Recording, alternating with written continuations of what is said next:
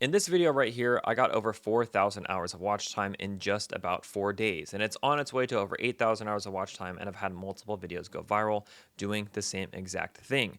Now, a lot of people, a lot of videos talk about how getting watch time means adding things like end screens or having pattern interrupts. It's the jump cuts, it's fancy editing. And honestly, those things do have a place, but they're definitely not going to be the things that are going to get you to that 4,000 hours of watch time mark, especially in just a handful of days. And so in today's video, I want to show you guys how more of what you do before you start filming impacts what's going to happen with your watch hours after you actually post it. And no, I didn't do this with any ads. There's no drones, no fancy editing. I didn't pay for followers or people to come like watch the videos or anything like that. And I actually didn't even post this to other lists or channels that we have running. This is all done from scratch, from zero. If we haven't met yet, how's it going? My name is Doug, and I help YouTubers to be able to grow their channels and also grow their income by selling digital products through their YouTube channel. So if that sounds like something that you want to be able to do, be sure to like the video, subscribe, leave a comment down below if you guys have any thoughts. I also have a masterclass down in the description to be able to show you guys the exact process that my wife and I teach to other YouTubers to be able to create life-changing income and life-changing businesses. So let's go ahead and jump into the first point that I want to be able to make, which is small hacks aren't going to actually get you watch time. So people think that things like end screens, jump cuts, retention tricks, fancy B-roll, upload consistency, just like flooding your channel with a bunch of videos, they think that's the trick to watch time. But on my channel, I have just 8 videos posted in a month, and I have over 15,000 hours of watch time. This isn't something that's going to come with a hack or some type of a setting that you can flip on in the back end of YouTube. This comes from strategy. If you're working on things for end screens or things after you upload, how are you supposed to get people to actually click in the first place? An end screen isn't going to do anything if people aren't getting there. Vast majority of the time, 80% of the people watching your video don't make it to the end anyways. I understand that end screens are supposed to help people go from one video to the next, but that's a pretty rare occurrence, especially as a brand new channel. So I want to talk about what actually works, and I'm actually going to show you guys how I implemented that in my channel strategy. So the first thing has to do with demand. If you guys are picking topics or you're jumping into niches where there just isn't any demand, you're not going to have anybody be able to click on your video and watch it in the first place. The same thing goes if there's demand, but there's too much supply, right? So if you're like a Fortnite creator, or if you're getting into something like fitness, if you're just blending in with the rest of the people and all the other creators that are out there, you're going to have to like scratch and claw to be able to get some kind of watch time because it's hard to compete with other previously existing channels. So what I wanted to do was I wanted to find something that we consider like a golden nugget topic, right? It's something that has a ton of demand and really, really low supply. The way that you can identify this is because of channels that are like small channels, they have grainy footage, the audio kind of sucks, they're not that entertaining, they don't have a bunch of editing that's happening. It's kind of just like somebody sitting there talking. Viewers on YouTube are willing to put up with like a less polished video to get the content they need because no one else is out there creating it, just like demand and supply. And so what this does is this makes it to where if you find the right niche, if you find the right topic, you can get views basically by default without any kind of competition. So that's why we always want to try to find some type of what we call an underserved market. So for me and my channel specifically, I talk about firearms, specifically in California, specifically more about concealed carry permits. This is something that's really rare in California. It's rare to actually get a permit, but it's even more rare to have a content creator talking about how you go and get that permit.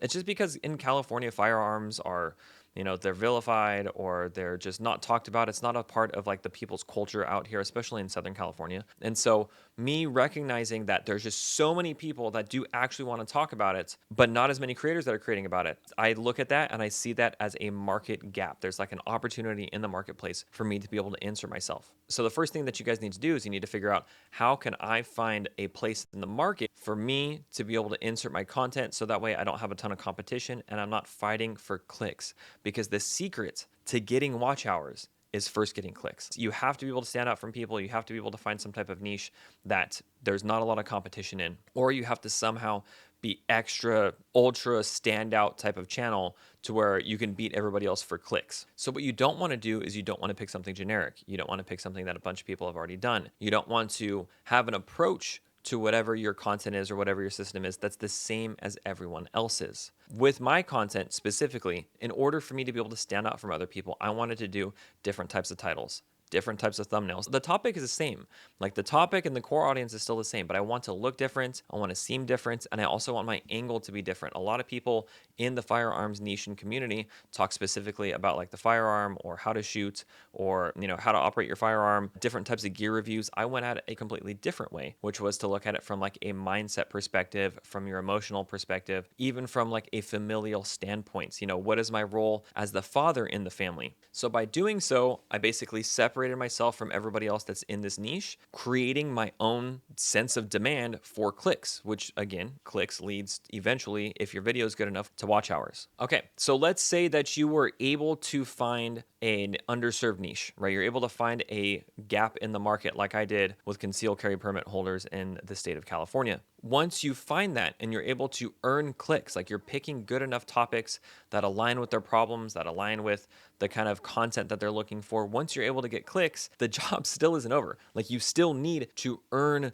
the click. So I would say that's the second step for you guys, is that once you're able to get the click, you have to actually earn the click through your content. Now, earning the click basically means like matching the expectation that people have for this video. Okay, if people can't get through the first 5, 10, or 15 seconds of your video, you're never going to get watch hours. Like it's going to be impossible for you to be able to stack the amount of watch hours that you need to get monetized, or even just to be able to get enough watch hours for YouTube to be able to promote your video or put it into its suggested algorithm. So in talking about my first video that went viral, which happens to also be my first video ever, the title that I had was 7 Things I Didn't Expect When I Got My CCW in California.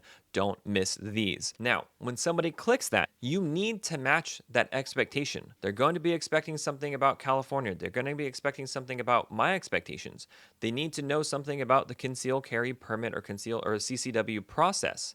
So that's exactly what I did. I jumped in and I immediately say in my intro, I'm a homeschooling dad of 5, and for the past 3 years, I have carried a firearm on me every single day. And so setting that expectation says, hey, this guy says he got his CCW. I'm coming in and I'm framing right in the beginning, I got my CCW, like I have it. So there's one expectation that we're matching. The second thing I needed to do was I needed to deliver on the like unexpected part of this, because my whole title and thumbnail setup was to basically say, hey, there are some things that I didn't expect, and you should probably know what these things are too. But I'm obviously not telling them exactly what it is. Like that's how we draw them in to be able to click in the first place. But I have to tell them and set it up with the fact that I am going to deliver on that promise throughout the video. So this is kind of like your, hey, please stay, I promise I'm going to hit these points type of introduction, or the hook that's there. So then I say something to the effect of, when I first applied for my permit, I thought it was going to go like this, but in reality, it was nothing like that. And so I'm going to talk about that in today's video. So that portion tells them, they're like, okay, I'm in the right place. I'm going to get the right information that I'm looking for. It's been validated. I've basically been lined up and matched for the expectation that I have. So what you don't want to do is you don't want to have too much of an introduction. You don't want to have too much filler. You don't want to say something generic at the beginning of every single one of your videos. People have the attention span of like 6-month-olds on Cocomelon. And so you have to be able to actually sit there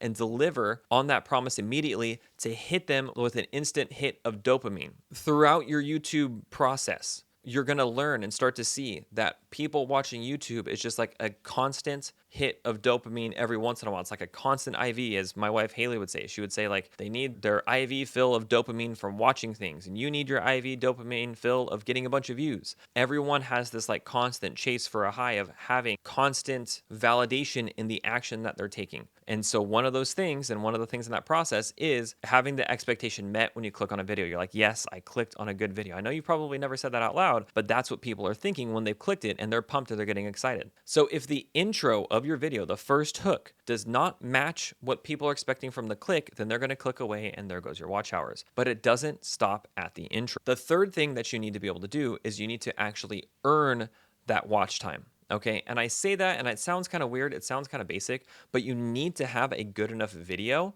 that is going to get somebody to stick around to watch. But like I said, a lot of people have the attention span of somebody watching Cocomel. So what I like to do with my videos is I like to have some type of structure that the viewer can see and expect to be able to go through over time. Now, you don't have to present this like a high school paper or something where you're like, oh, I'm gonna go through these things. You don't have to structure it that way, but you want to structure your video in a way that is constantly, again, giving the viewer many dopamine hits throughout the video. So what I do is I basically walk them through my 7 points. Now, you're not always going to have 7 steps. You're not always going to have like a listicle type of number, but you still want to have some type of logical flow to your video where you can say, hey, now that we're done with this point, we're going to move on to this point, which is actually connected. If you guys see that, I actually did that just now in my video. Like if you go back to the end of point number 2, you'll see that I actually said, hey, just because you get the click doesn't mean you're going to get the watch time. You have to deliver on the video and actually give value, which then transitioned me to this next point. This is what YouTubers and people have been saying. It's like more marketing, but you're like opening and closing loops.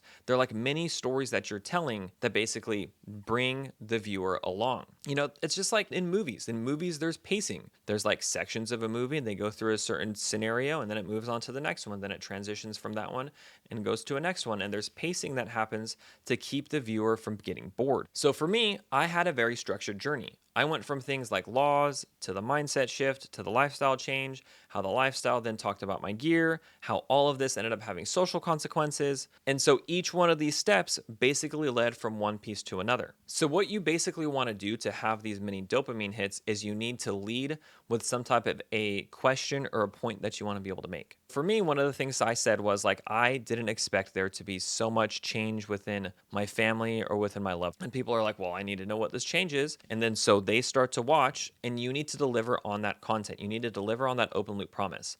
Once you deliver on that open loop promise, you need to somehow close that loop and then move on to the next one. Once I was able to get my family caught up and I was able to let them know exactly what it was I was doing, I went straight into being able to openly train more so that way they can see that I'm working hard on this responsibility that I've taken. And then I move into the training portion. Now, it doesn't have to always be like a super smooth transition that takes place, and it doesn't always have to connect like if you're reviewing 5 different things, but you still want to have some sort of structure so people, again, they're getting that dopamine hit delivered. Okay, there's basically 2 points in which the dopamine is delivered via a YouTube video, so that way you can retain your watch hours. The first one is when there's some sense of expectation or they want to see something, there's excitement, and then there's the payoff. There's an excitement to know exactly what this guy thinks the best firearm is, or there's an excitement to know how I can actually lose those 30 pounds as a mom. And then the payoff is me actually getting brand new value or something that I haven't heard or something that's fresh and new. So I feel inspired to go out and take action. And if you can do that and you can deliver on that, then there's 2 hits of dopamine. But then it doesn't stop. You got to open up the next question, and then it's a constant feed of dopamine throughout the entire video. So the last thing you want to do in a video is basically just sit there and randomly spout stuff off with no logical flow. There's no delivering of value or new information.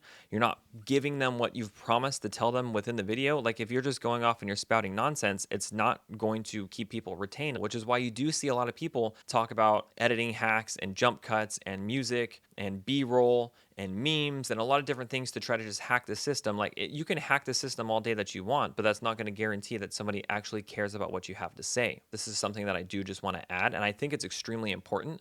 But when people start to care what you have to talk about, when people care about what it is that you're going to be saying, that's when people are going to binge watch your content. Now, yes, that's where things like end screens and playlists and those kinds of hacks are going to be able to help out because it makes it easier to facilitate someone navigating your channel. But you have to create content that's good enough for people to actually care, for people to feel convicted with you about that. And if you can get somebody hyped up about it, there's a higher percentage chance that they're going to come back and watch more of your videos, or they're going to go through and click through your channel. Which then leads me to my next point in this video, which happens to be about identity. Now, if you want people to really care about what it is that you are saying, you have to be able to create an identity that they can align with. Identity is one of the strongest things that can be leveraged to be able to build watch hours and momentum on YouTube. When you can basically talk about who you are and what it is that you do and what you're convicted about, that is when people truly start caring about what you have to say, okay? So part of this is having a unique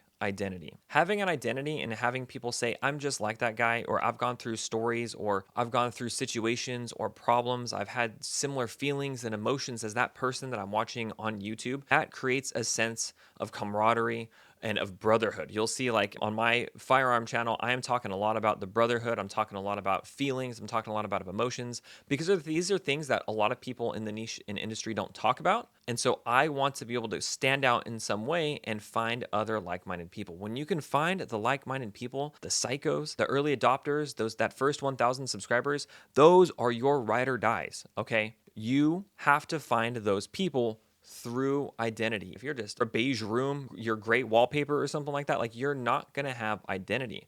We need you to be like floral wallpaper. We need you to be wild and crazy. And I don't mean like, dancing around, but you need to have so much identity, you become associated with something. So for me, particularly in my videos, my identity happens to be a dad. Okay. I'm a homeschooling dad of 5 that carries every single day. I'm a psycho for protecting my family. That is my mindset. I have the protector mindset. I have the dad mindset.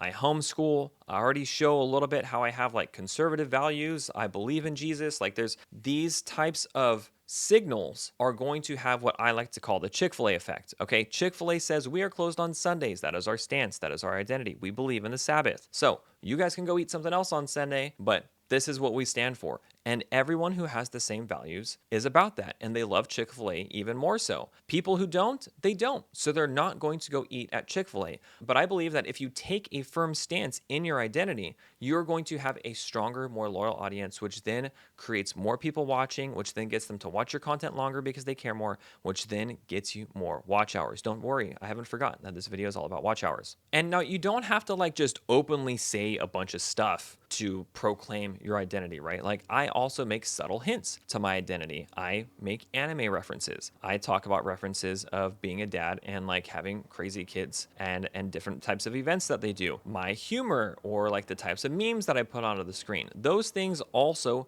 build identity. Even the way you talk or the way you act builds identity. You could be super hype, jumping up and down, running around doing a bunch of stuff in your video, or you could just be sitting there kind of straightforward and straight to the point. Everything you do starts to build identity. But what you also need is you need to have a storytelling layer to your identity and to your content. So this is what's going to be standout for watch time and retention.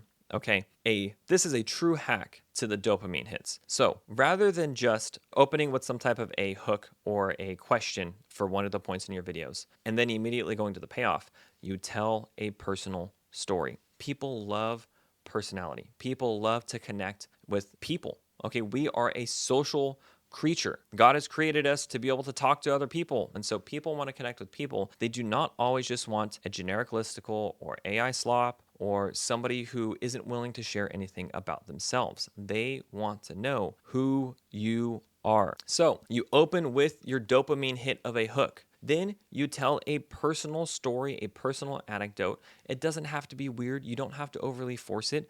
But if something fits, then you can insert it in there to kind of tell them more about who you are, and they can get to know you more, and that they can care more about you. If somebody doesn't remember your name, they don't remember your face, they don't remember like a funny story that you told or an incident that you can align with, they're never going to remember you. They're never going to come back to watch your content and see your channel again. And they're sure as heck not going to subscribe. Like, people only subscribe when they really care. I have comments in my videos that say things like, subscribed for the Metal Gear Solid reference, subscribed for the Cowboy Bebop reference, subscribed because you're a homeschooling dad and I'm a homeschooling dad. Love it. They could subscribe to anyone else with millions of subscribers on their channels, but they're also subscribing because of the identity and conviction that I have. And again, what does that do? The identity and conviction, and when people care about what you have to say, creates more watch time, which then boosts your algorithm with YouTube, which then is going to get your video suggested more, which then gets to more clicks, which then gets to more watch time. To wrap this up, I just want to remind you guys that I didn't get 4,000 of watch hours on this video because I'm special, or because I have, some kind of special $5,000 camera, or I have a bunch of fancy editing. I don't have any fancy editing. It's because I thought a lot about the content I was going to create and the end user that was going to be watching it before I ever hit record. Again, end screens are fine. Playlists are fine. Having jump cuts in music, those are all fine. But that's not the key to watch hours. That is not the key to audience retention. What are the keys to audience retention are having real demand, creating content that actually helps people and delivers on real value, taking a stance on who you are and what it is in your niche that you care about, making sure you deliver on that the moment that somebody clicks on that video, and then creating your video in such a journey that people are constantly hit with many dopamine hits. Again, no hacks, no retention hacks, no weird gimmicks, just flat out good content that is in an underserved niche. So hopefully this video helped you guys out to be able to understand more the other side of YouTube and what it takes to be able to get views, to get watch time, to get monetized, and eventually to be able to build your own YouTube-based business. And so if that's something that you guys are interested, I have a masterclass down in the description below. You guys feel free to check it out. If quitting your 9 to 5 is something that you've been wanting to do and you want to try to leverage YouTube to do that, go watch it. Or if you want to make some side income from YouTube by selling some digital products, go down there, click on it, and watch it. If you want to get paid to do your hobby like I am, I'm already getting sponsorship invitations for my channel. I'm already getting podcast invitations for my channel to be able to talk about something that I'm so passionate about and love. If you guys want to learn how to be able to do that, go check it out. It's down in the description below. I promise it's going to give you guys a ton of value and you're going to be able to learn a lot from it. And if you don't want to wait, feel free to leave a comment down below, ask me questions, and you can also reach out to me on Instagram, and I even have a link if you guys wanted to talk about potentially working together. I'm always up for that too. So with that being said, thank you guys so much for watching, and I'll see you in the next one.